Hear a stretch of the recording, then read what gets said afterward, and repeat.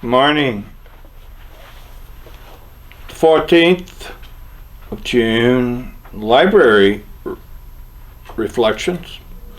Before I begin this morning, the session has really struggled on when to come back to worship. We took a vote towards this weekend as we have seen the very strong spike of the hospitalizations. We'd set that as the criterion. And so even though we had planned to open up at 9 o'clock on the 21st, we are going to delay that. I will be sending out an email, or Susan Lewis will be sending out an email to let you know. We will meet again as a session on the 29th. Hopefully we'll be ready to start up at the 1st of July. And I will tell you, the session, it was a very close vote, but I think the overriding concerns we're waiting to see how much the hospitalization is going to increase in the next couple of weeks. So those who were counting on coming, I guess these library reflections will just have to do.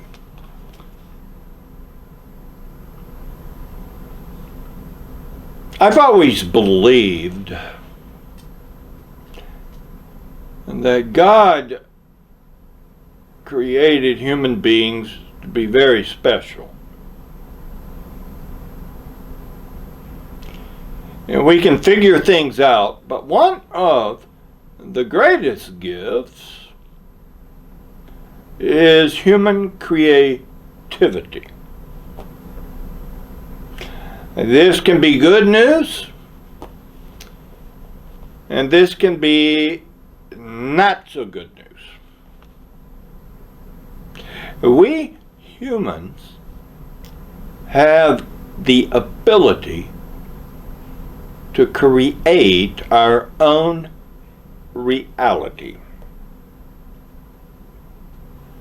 We can create a reality and say to ourselves, this is how the world works, and why doesn't everyone else see that this is how the world works? It is our perception. Now, I have spoken to you before using the term postmodern. We live in a postmodern world. Just a review. And this will all come together. It's not because I like talking disconnected philosophy. Well, I might like doing that, but this all comes together in a text this morning, which I'll share with you. In the modern times, we talk about the Great Enlightenment, the rise of rationalism,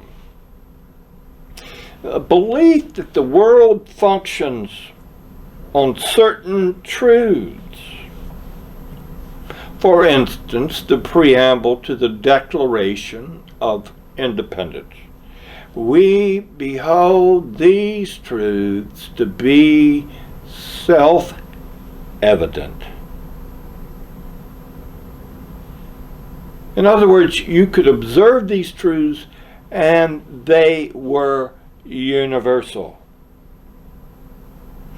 Those framers of the Declaration of Independence and the Constitution believed that there were truths that did not vary, and they became the foundation for our laws, for our ethics, and for our moral guidance. Post-modernity comes along and they raise the question whether there are any universal truths at all. They claim that all truths are biased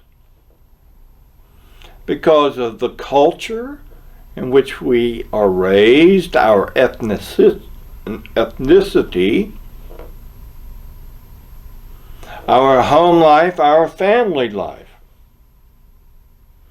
Now, they don't question the laws of physics.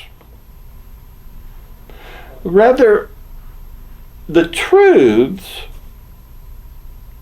of law, ethics, and moral guidance are the things that are questioned. In post-modernity, how we feel about a perceived truth is more important than a rational analysis of a perceived truth. I like it, that law. I don't like it. What is truth for you may not be truth for me. As we are dealing, especially here in the United States, with what I would call not only a crisis, but almost a collapsing of principles, I see that as an idea of postmodernity regarding truth has become the way of life for those who live in the United States. We hear words like alternative truth. We hear that often. That's your truth, but it's not my truth. We choose the perspective of truth that validates that which we feel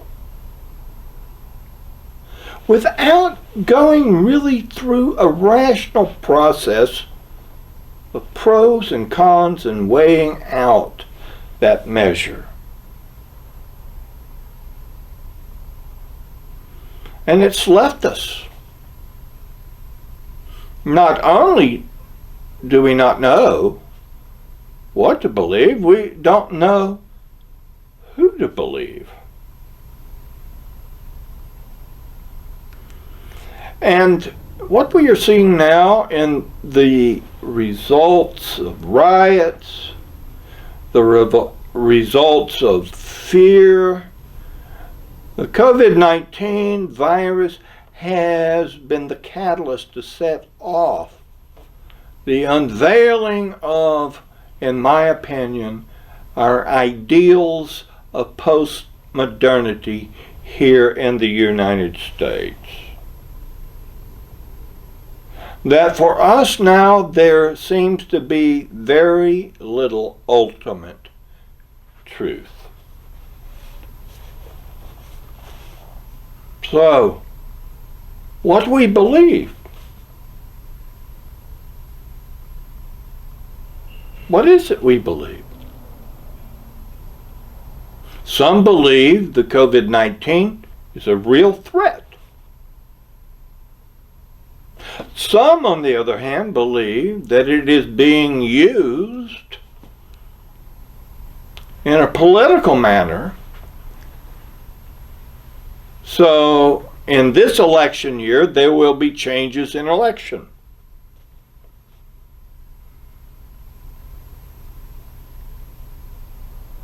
There's political bias. There's spin. And we are, as people, I feel it. It is palpable. We are becoming very frustrated. And we tend then to make our own realities. We think that postmodernity is kind of a new thing, but it's really something that people have been doing forever. Now, Christianity has proclaimed that ultimate reality is found in an encounter with God.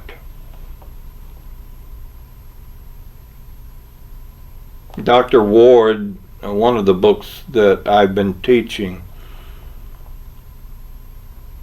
holds up Abraham as being perhaps the penultimate revelation before Christ.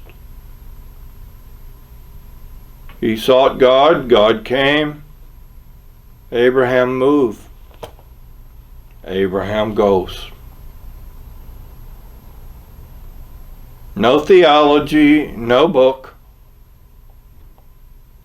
but an openness to listen to God.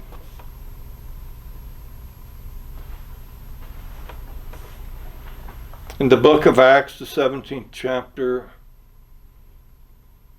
Luke proclaims that it is in God we have our life and we move and have our being.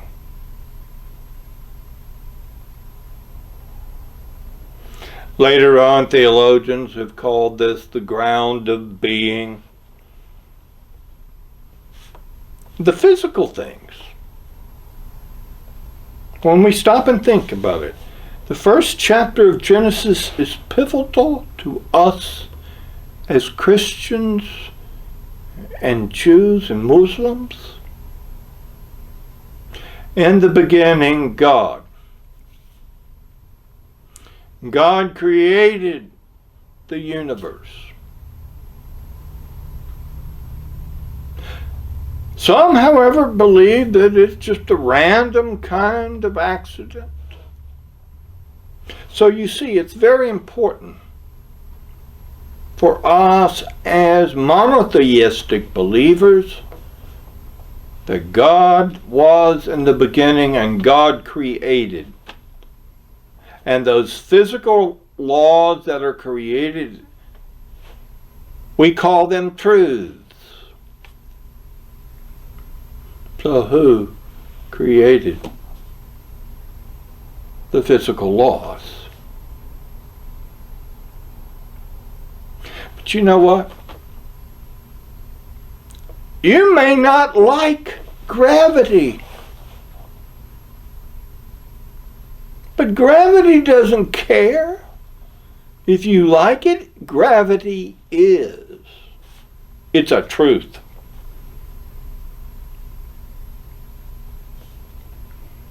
God is the ultimate reality.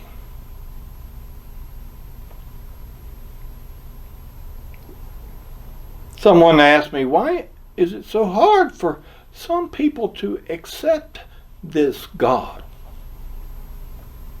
and to want to follow this God?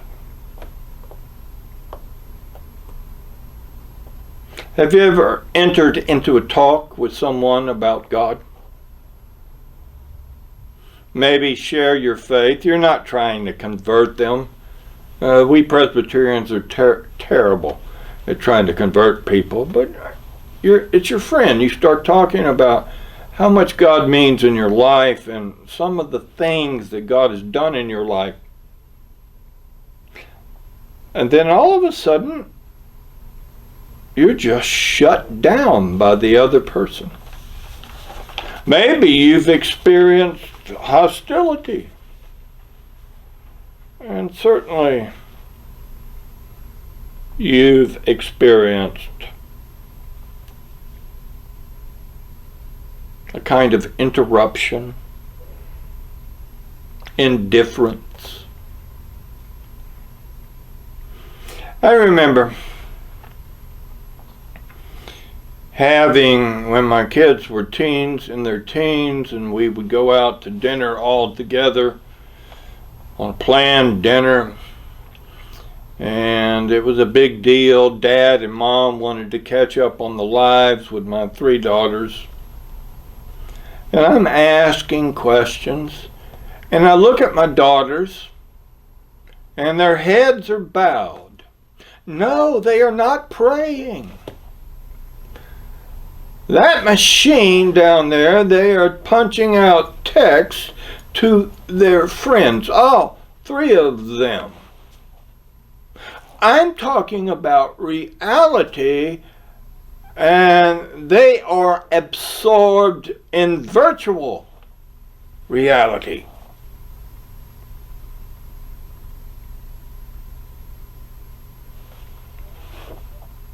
Maybe I've told you this, forget it if I have.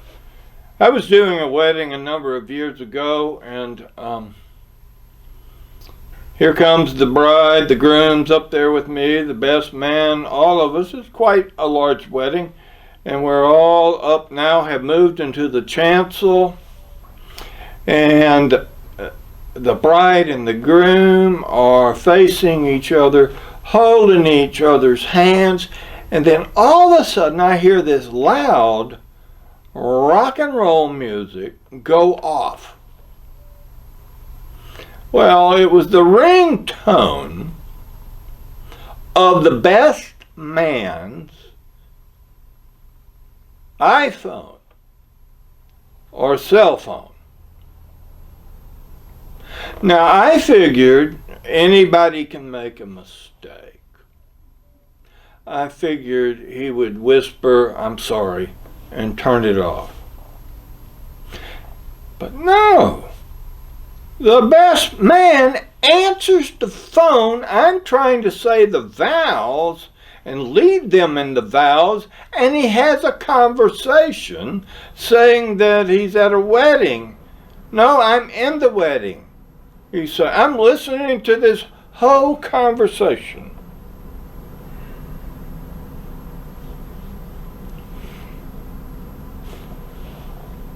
The point being, ultimate reality of God. But we can't. God desires to converse with us.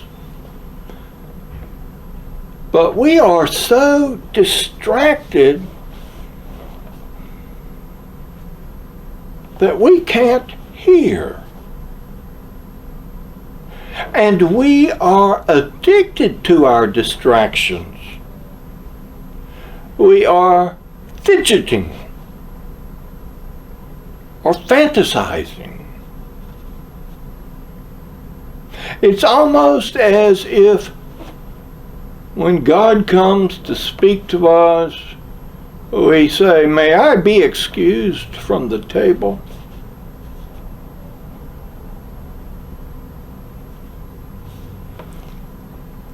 And we can get so caught up in our lives and be indifferent to God.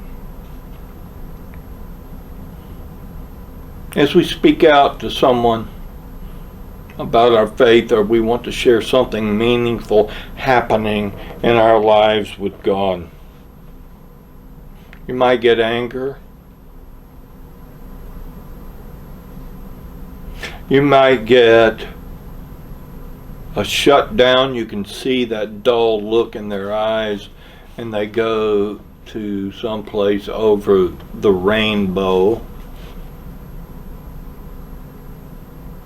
The anger often comes from the fact that the God that they have created in their own mind has not now provided them with what they expected of that God.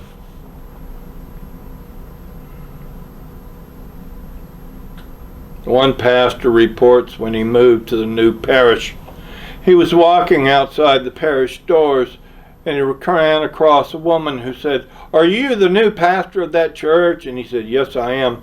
"Well, I used to throw rocks through the windows of the pastor before you." And he was a little shocked. She says, "I don't believe in God."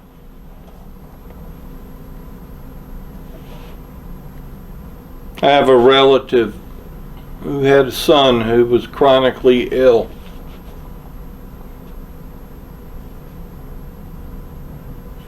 And as any of us would do, the life expectancy was maybe to live to 20. She found herself a kind of Christianity that said if you believe hard enough, her son would be healed. And she just knew it was going to happen. They gave him 2 lungs and transplanted.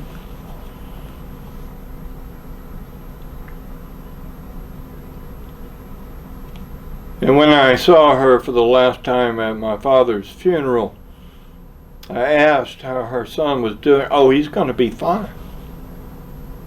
For I'd heard he was not doing well. 3 months later, she buried him. She had, in a way, because, and we can understand it, and we hurt for her, created a reality of God that was not true. And we can expect she's angry.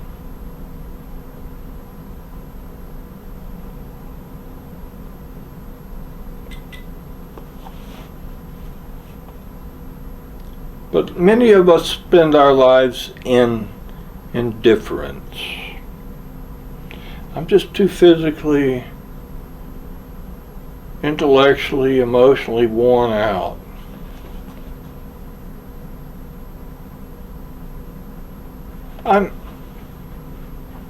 I've got the point of Christianity, we might say, another form of indifference. I know we should be good people, how we should do that. And I know I'm going to heaven. I've got that all sewed up. I've said the magic words. So don't bother me with this other stuff. The gospel text, the lectionary, and Jesus is telling the disciples, if you go into a home and they receive you not, shake the dust off your feet and go on. Well, that sure seems harsh, doesn't it? But I think what he's saying is don't feel like a failure. And don't feel self-righteous about yourself because you've got the truth and they don't. And don't judge them. The key to this, what is dust? As grotesque as it may seem, dust is comprised of dead skin and dry earth. So when we shake it off, guess what God did one time? God formed Adam out of the dust and breathed the breath of life into him. Shaking the dust is recognition that we must let God do what God does. Shaking the dust off when they no longer want to listen to your sharing of your faith, can't listen, too caught up in something else. is actually a prayer that God will do a miracle. Maybe all you've done is prepared the way.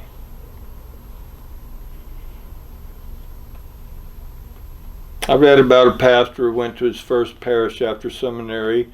He lives in England. He became the president of Duke University on an interim basis. There were only 15 people in attendance at this parish he was assigned. He was out of one of those kind of governments.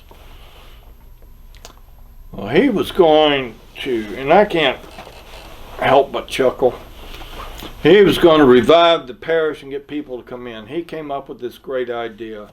I'll tell you what, let's have a midnight Christmas service. We'll begin at 11:30 and go to 12:30, and we'll bring it in Christmas with a bang. They distributed, he and the 15, 3,000 pamphlets announcing this great service on Christmas Eve. So he got there. He was all ready to go at 11 o'clock on Christmas Eve. And none of the crowd had gotten there yet. 11:15, he starts getting a little antsy.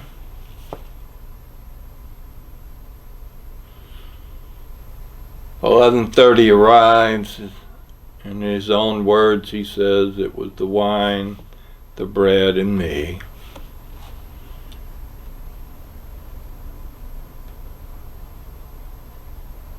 11:32. The front door of the sanctuary creeps open, and a man and woman come inside.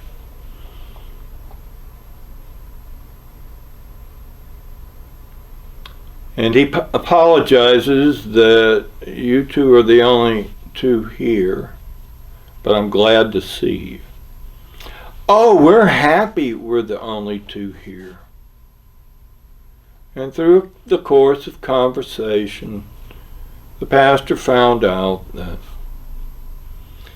they had been married and divorced, and sometime later they met and remarried, but their church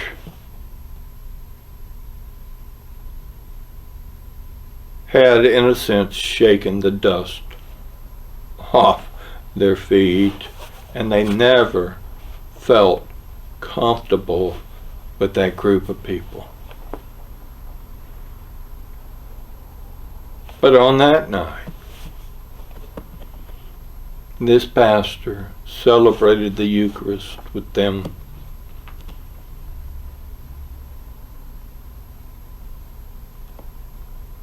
And it was a joyous occasion. God can breathe life into dust. The pastor was there to witness, and God sent two. I conclude by saying to you, today marks my 36th year. First sermon I preached was on June the 17th, 1984. In 3 days it'll be 36 years, but as far as Sundays. And it has been a privilege to be a part of a congregation where for so many God is the ultimate reality. They hunger and thirst. They want to hear God. You do. So many of you.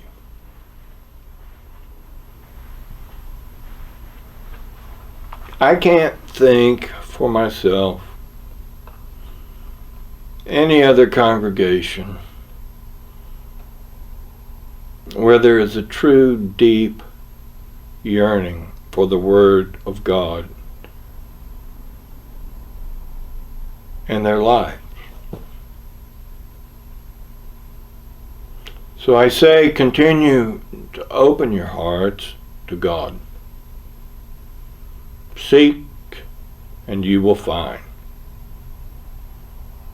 Knock and it will be open to you. Have a good week. And I'll talk to you next week.